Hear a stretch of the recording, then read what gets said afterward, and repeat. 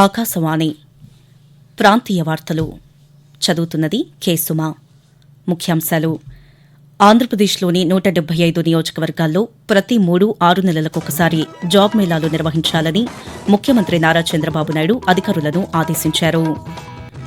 Online betting నిషేధించడానికి ప్రత్యేక దర్యాప్తు బృందాన్ని ఏర్పాటు చేయాలనే నిర్ణయం తీసుకున్నట్లు తెలంగాణ ముఖ్యమంత్రి ఏ రేవంత్ రెడ్డి పేర్కొన్నారు. ఆంధ్రప్రదేశ్ ముఖ్యమంత్రి నారా చంద్రబాబు నాయుడు ఈ రోజు ఏలూరు జిల్లాలోని పోలవరం ప్రాజెక్టు నిర్మాణ పనులను పరిశీలిస్తారు. మేడిగడ్డ బ్యారేజ్పై విజిలెన్స్ నివేదిక సిద్దమైందని తెలంగాణ నీటిపారుదల శాఖ మంత్రి ఉత్తమ్ కుమార్ రెడ్డి తెలిపారు. ఈ రోజు ప్రపంచ రంగస్థల దినోత్సవాన్ని జరుపుకుంటున్నాం.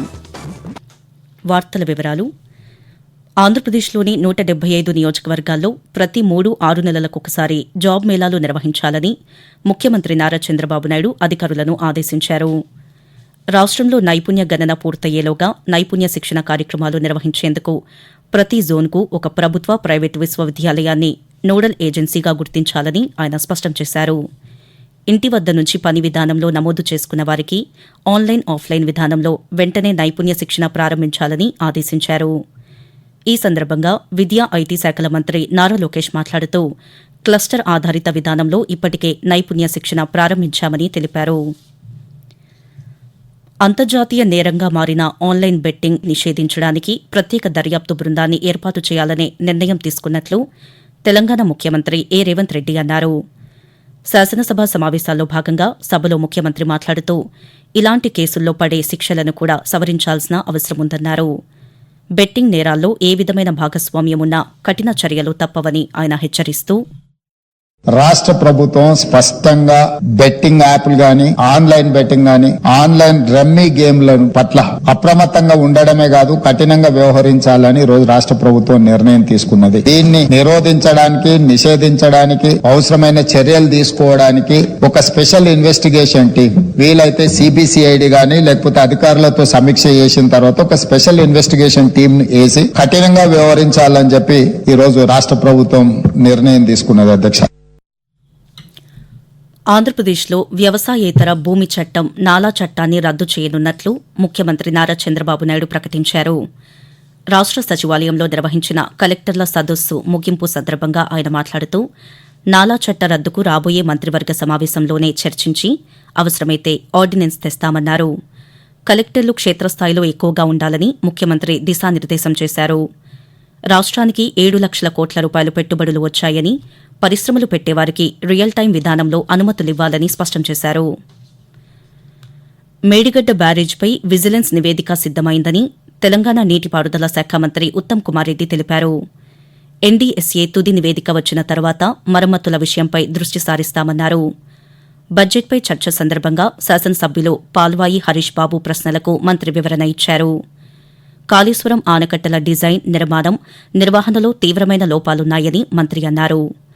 తమ్మిడిహట్టి వద్ద ఆనకట్ట నిర్మాణానికి రాష్ట్ర ప్రభుత్వం కట్టుబడి ఉందని, ఈ ప్రాజెక్టుకు సంబంధించిన ఆర్థిక, సాంకేతిక పరిశీలన కొనసాగుతోందని తెలిపారు.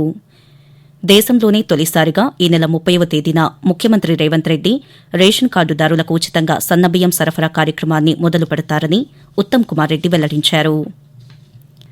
ఆంధ్రప్రదేశ్ ముఖ్యమంత్రి నారా చంద్రబాబు నాయుడు ఈ రోజు ఏలూరు జిల్లాలోని పోలవరం ప్రాజెక్టు నిర్మాణ పనులను పరిశీలించనున్నారు. ఉదయం 10:45 పోలవరం చేరుకోనున్న ముఖ్యమంత్రి ప్రాజెక్టు నిర్మాణాలను పరిశీలిస్తారు. అనంతరం 11 గంటల నుండి మధ్యాహ్నం 3 గంటల వరకు అధికారులతో సమీక్ష నిర్వహించనున్నారు. తెలంగాణలో శాంతి భద్రతల పరిరక్షణకు తమ ప్రభుత్వం చిత్తశుద్దితో కృషి చేస్తోందని శాసనసభ వ్యవహారాల మంత్రి డి. శ్రీధర్ బాబు స్పష్టం చేశారు. శాంతి భద్రతల అంశంపై నిన్న శాసనసభలో జరిగిన చర్చలో ఆయన మాట్లాడుతూ రాష్ట్రంలో నేరాలు పెరిగాయన్న ప్రతిపక్షాల ఆరోపణల్లో వాస్తవం లేదన్నారు. కొత్తగా 10,000 సీసీ కెమెరాలను కొనుగోలు చేసి వాటిని కమాండ్ కంట్రోల్కు అనుసంధానం చేస్తున్నట్లు ఆయన వివరించారు. పోలీస్ స్టేషన్కు వచ్చే బాధితుల అభిప్రాయాలను తీసుకునేందుకు క్యూఆర్ కోడ్ విధానం అమలు చేస్తున్నామని మంత్రి స్పష్టం చేశారు. ఆకాశవాణి ప్రాంతీయ వార్తలు వింటున్నారు. పాస్టర్ ప్రవీణ్ మృతి చెందిన ఘటనా స్థలంలో ఆధారాలు సేకరించామని, ప్రభుత్వ ఆదేశాల మేరకు ఎగ్జిక్యూటివ్ మెజిస్ట్రేట్తో విచారణ జరిపిస్తామని ఆంధ్రప్రదేశ్లోని తూర్పుగోదావరి జిల్లా ఎస్పీ నరసింహకిషోర్ తెలిపారు. ఘటనపై నిన్న నిర్వహించిన పాతికేయుల సమావేశంలో ఎస్పీ మాట్లాడుతూ కొవ్వూరు టోల్గేట్ సమీపంలో ప్రవీణ్ ద్విచక్ర వాహనంపై వెళుతున్నట్లు సీసీటీవీ ఫుటేజ్ సేకరించినట్లు తెలిపారు. సేకరించిన ఆధారాలపై లోతుగా దర్యాప్తు చేస్తామని, కేసు విచారణ కోసం ప్రత్యేక బృందాన్ని ఏర్పాటు చేశామని పేర్కొన్నారు.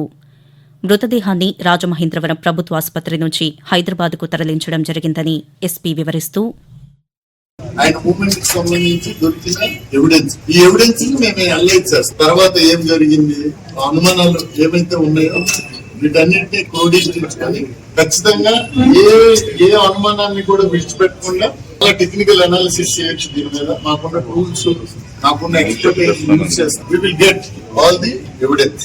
ఎవరి దగ్గరైనా ఎవిడెన్స్ ఉంటే, ఎనీ ఎవిడెన్స్ ఆ ఏరియాలో చెప్తున్న దానికి అనుమానానికి బలం చేకూర్చే విధమైనటువంటి ఏదైనా ఆధారాలు ఉంటే రాతపూర్వకంగా వారికి సబ్మిట్ చేస్తే అవి కూడా వెరిఫై.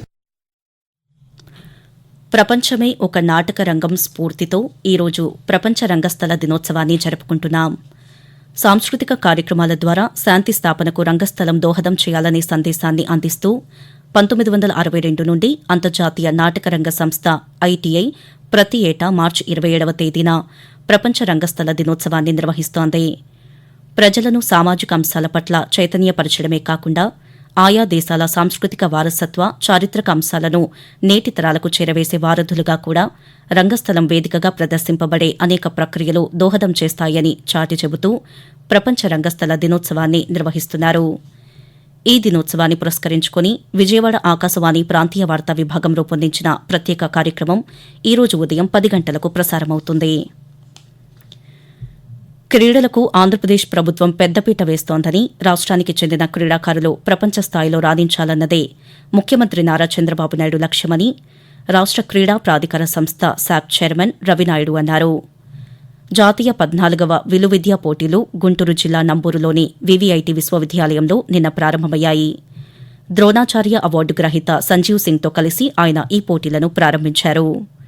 అమరావతి వేదికగా అంతర్జాతీయ ప్రమాణాలతో క్రీడా గ్రామ ఏర్పాటుకు చర్యలు తీసుకుంటున్నామన్న శాప్ చైర్మన్ విలువిద్యలో క్రీడాకారులు రాష్ట్ర ఖ్యాతిని ప్రపంచవ్యాప్తం చేయాలని అభిలషించారు.